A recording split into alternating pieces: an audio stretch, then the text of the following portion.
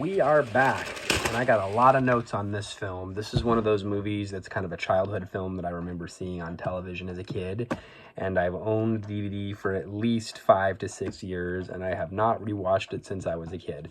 I picked this up at Savers Thrift Shop down in Orange County somewhere around 2015, 2016, and it has been sitting on my shelf ever since.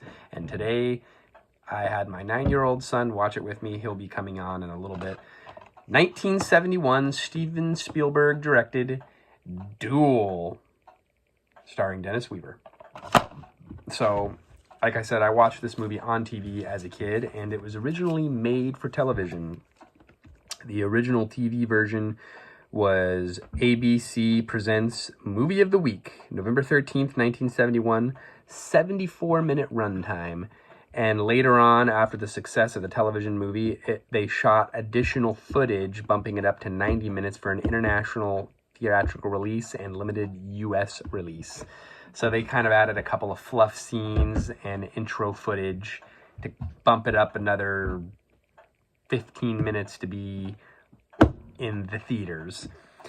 Interestingly enough, this movie, there's actually a documentary that's coming out and in post-production. It is called The Devil on Wheels, and it was crowdfunded. So that's currently in post-production. And I have this DVD release, which is the 4:3 aspect ratio. It is originally a 4:3 aspect ratio release for television, but there is a 4K version of this coming out in November, per my research on Wikipedia. I always thought this was Spielberg's directorial debut. Maybe for theatrical release it was, because if it did end up going into theaters. But actually his directorial debut was for an NBC television episode for a 1971 TV show called LA 2017, for this program called Name of the Game.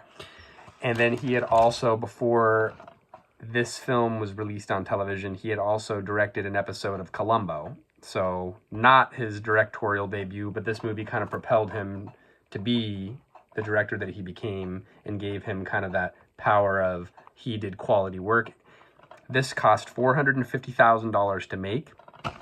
He was kind of specific about how he wanted things to be. The car that the Dennis Weaver character drives is a 1970 Plymouth Valiant. He did not care what the car was so long as it was red, so it would stand out against the desert backdrop.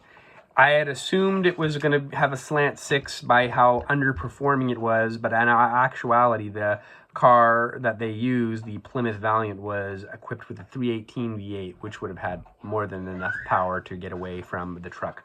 The truck chosen by Spielberg, he did select this specifically, was a 1955 Peterbilt 281 with a Caterpillar diesel engine.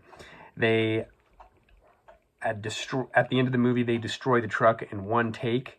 They did have a similar looking 1960 Peterbilt that they used after the fact to shoot the additional footage for the theatrical release of the movie. So that's very interesting.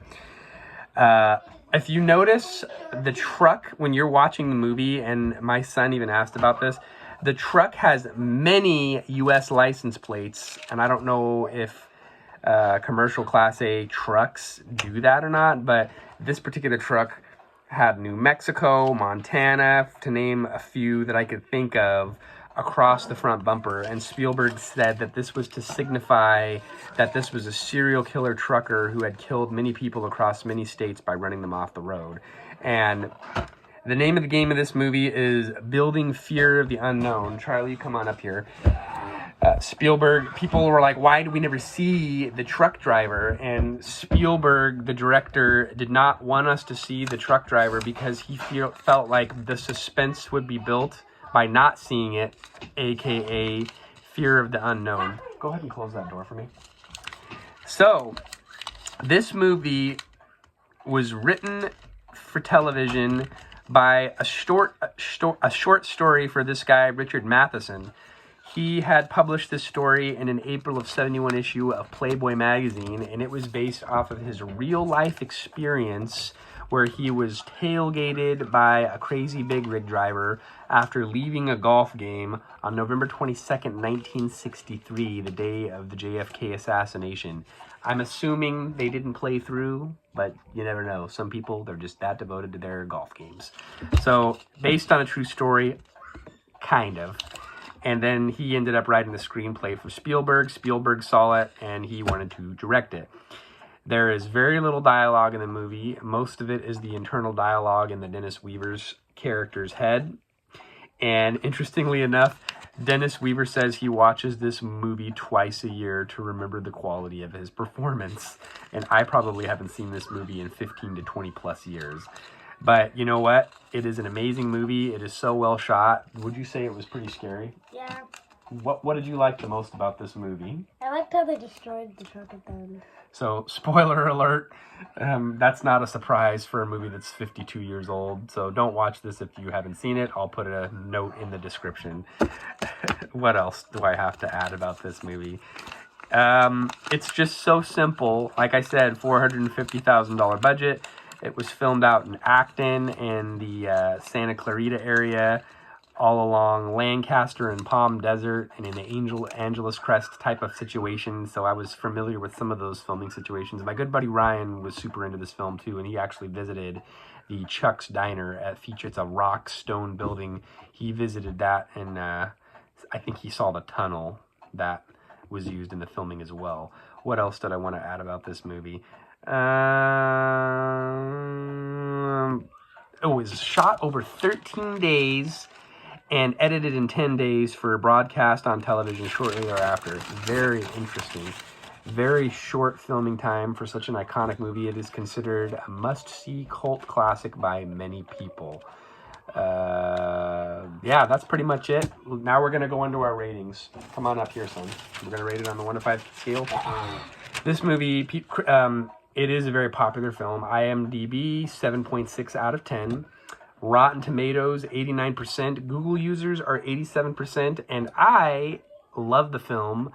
After rewatching it for the first time in 20 plus years, I am 5 out of 5 on the movie. What do you say? I see the same. You liked it too? Yeah, it was pretty good. But were you scared, or would you say it wasn't too scary? It wasn't too scary. It wasn't that When I showed you the box yesterday, you seemed scared.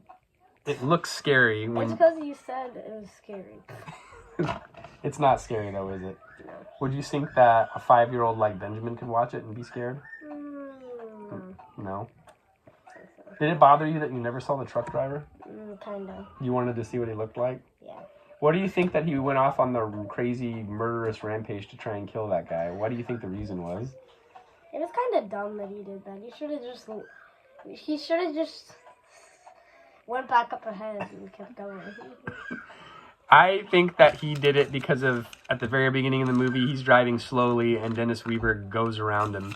And I think that just made that guy's blood boil. Or maybe he was just a serial killer. Actually, yes, he is, because if Spielberg says that's what all those license plates were. So sociopaths don't need a reason, folks. It's all about the power.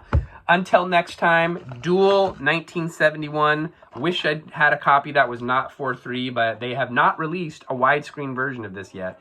Let's see if the 4K version coming out in this fall will be a 4K, because all we have is the TV aspect ratio. Until next time, we'll see you then.